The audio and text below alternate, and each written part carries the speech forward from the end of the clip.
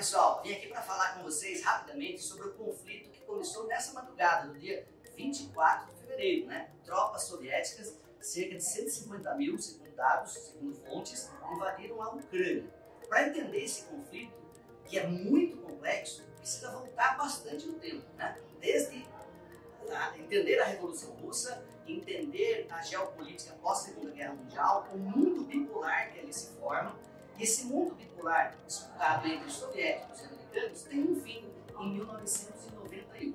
A partir dali, você tem novos conflitos, principalmente no leste europeu, e por muito tempo você tinha uma Rússia muito fraca. A partir de uns 10 anos para cá, né, você tem uma formação diferente desse tabuleiro de xadrez, que a gente costuma dizer, do leste europeu, e desembocou nesse caso da Ucrânia. A Ucrânia, pessoal, é um país, não é um país qualquer, é um país de 45 milhões de habitantes, um país rico, tem um solo muito fértil, né, tem uma indústria pesada e teve um passado histórico de domínio nuclear. E aí, os outros envolvimentos dessa geopolítica complexa envolve a OTAN, que foi criada ali no ano de 1949, né? E a problemática começa exatamente aí. Né? Vou deixar aqui para os meus colegas terminarem. Ucrânia, convidada ou não convidada para participar da OTAN? E a sua população quer ou não que a Ucrânia entre para a OTAN? E o lado leste da Ucrânia, com quem fica? É pró-Rússia ou não? Não há possibilidade de uma resposta simples à pergunta o porquê da guerra. Não existe essa possibilidade e qualquer tentativa de fazê-lo mostra equívoco de análise. Estamos diante de um processo que não é justificável de maneira alguma. É vergonhosa a guerra em si. Mas tentar buscar uma relação de casualidade há de se buscar pelo menos uma história de um milênio.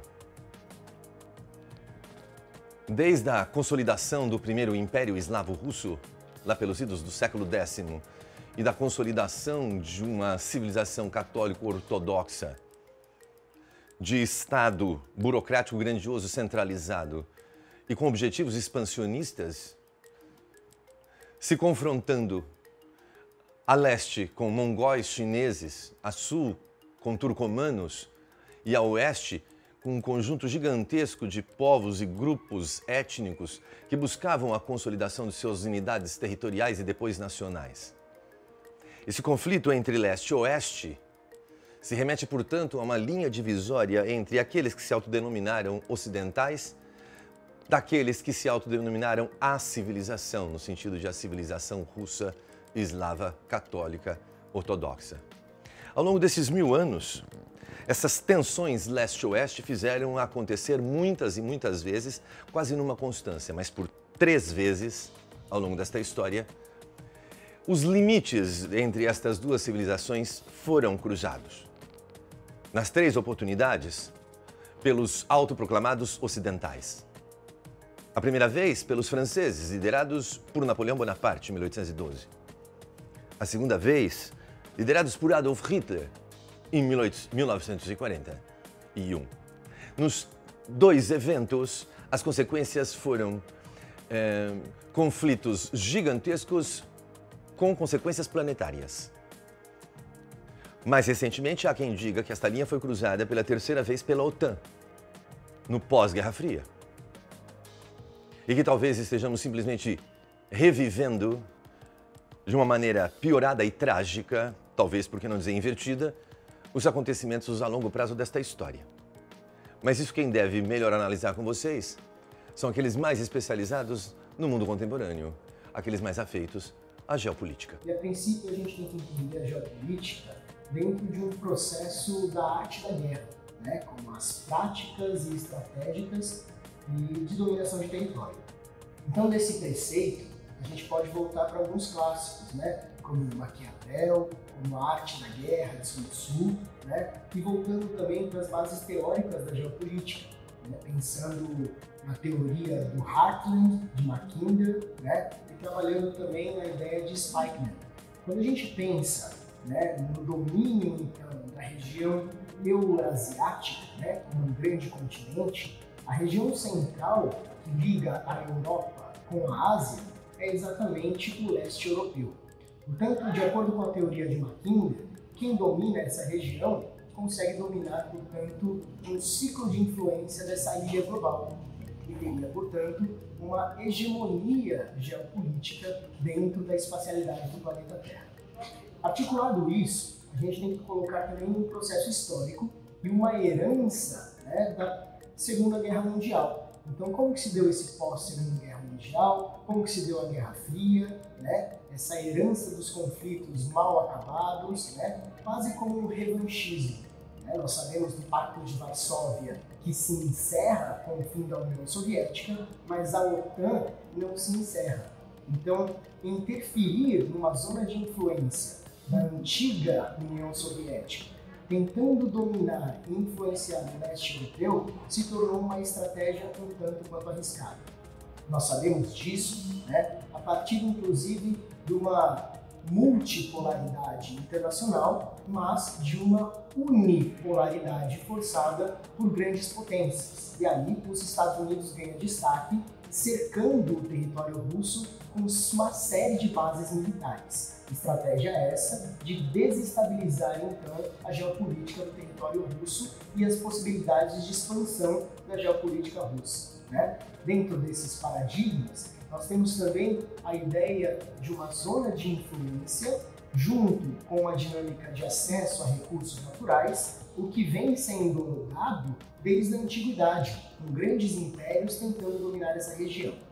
Então, pensando nessas relações todas, hoje nós estamos vivendo um momento de deflagração de um conflito que mostra pra gente, né, um poderio bélico e um grande processo de intervenção militar com, né, diretrizes da ONU, onde a autodeterminação dos povos deveria ser respeitada, o que nós sabemos que geopoliticamente é uma grande crise.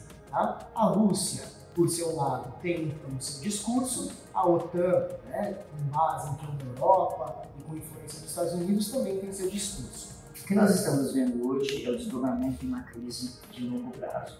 E quando a gente estuda relações internacionais, a gente sempre busca não só as origens de conflitos, de disputas no atual cenário, mas também a gente busca o apoio da história para entender conflitos de longo prazo, que às vezes estão ocorrendo de forma quase que subterrânea há muitos e muitos anos e que literalmente aparecem, não de forma surpreendente, mas de forma bastante intensa. O que você vê hoje é uma tentativa do governo russo de reequipar, de reorganizar áreas que estavam no seu domínio e que esse domínio estavam desde o século XIX. Você pode até imaginar que a queda do czarismo na Rússia, o império dos czares, que um dia abarcou todas aquelas regiões da Europa do leste, com a queda da União Soviética, essas áreas foram perdidas pela influência ocidental. A OTAN ocupou essas áreas e hoje você vê uma tentativa do governo russo de retomar essas áreas. Eu queria chamar a atenção para essa contradição interessante. Nós temos três momentos ideológicos muito diferentes na Rússia. A Rússia czarista, a Rússia da União Soviética comunista e a atual Rússia do senhor Putin.